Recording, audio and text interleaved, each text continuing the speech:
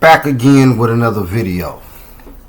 So Donald Trump unleashed the National Guards on his own U.S. citizens. And they've been going on tour city to city. They're currently in Washington, D.C. Now there's talks of them visiting Oakland, California, and a few other cities. So let's talk about it. Now, there's also talks that what he's doing is illegal. That's not cool in the Constitution because that's the true law in this country. Everything else is just made up. But that's the true law, quote unquote. But it don't matter. He's doing it anyway. And it looks like he's doing what he said he was going to do. Remember, this is what y'all voted for. Law and order. Now, of course, everybody didn't vote for Trump, but the majority of us did. And law and order is what you getting.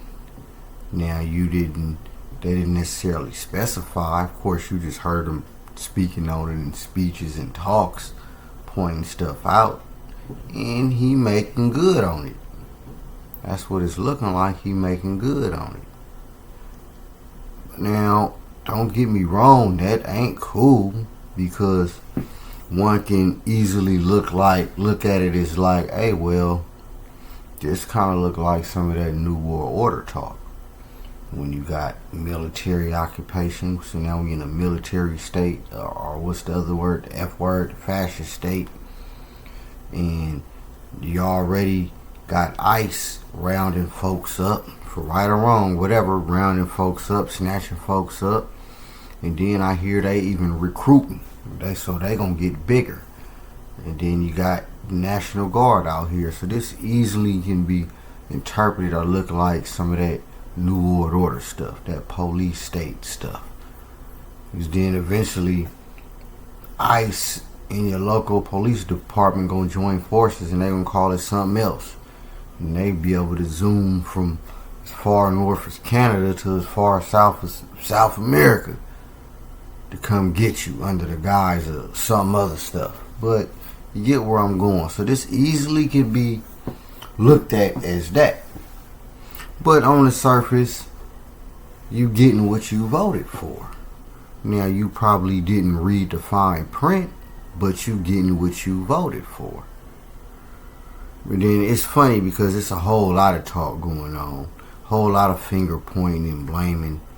Because especially in my group, because I know recently people, you may have been hearing the whole talk of FBA, and FBA is basically just foundational Black American, meaning that somebody who is the descendants of slaves, people who've been in America since back then, of the people who were kidnapped from Africa, brought here and forced into slavery for over hundreds of years.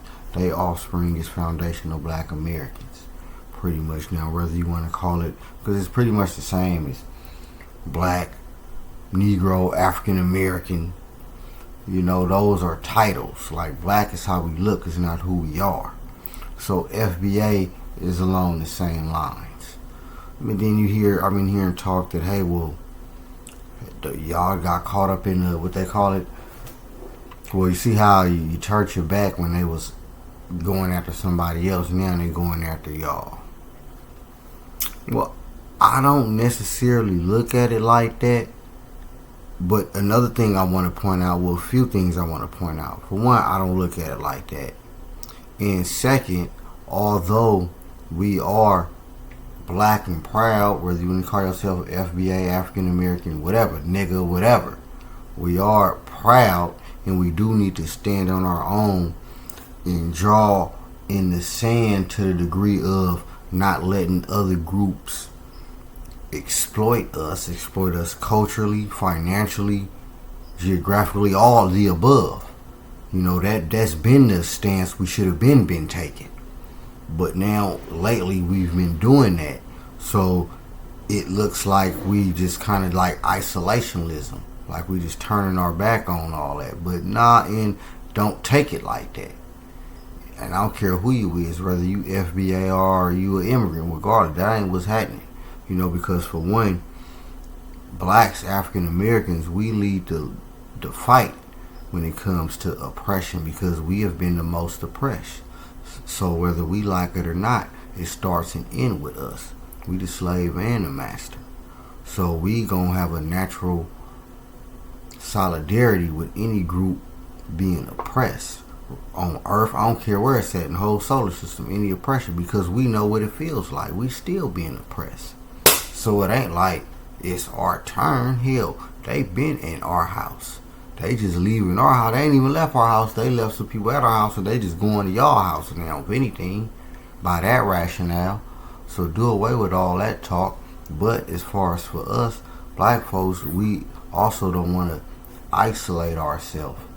You know, now I get it because, and it's the cold thing, because a lot of that, like I said, come from the terrorism, the exploitations, and a lot of that people from other places come here and they take advantage of the rights that we fought and died for, and then they turn their nose up at us. But with us, talking to my brothers, I didn't understand a lot of them people, not all, but most of them are the Uncle Toms of that group. They even be able to come out here. Them not the actual people that live there, and the people's people. For the, you know what I'm saying, for the most part. Not the entire part, but for the most part. You know, so we get a stereotypical view of them and vice versa, because all they see of us on TV is the ignorance and the ratchetness.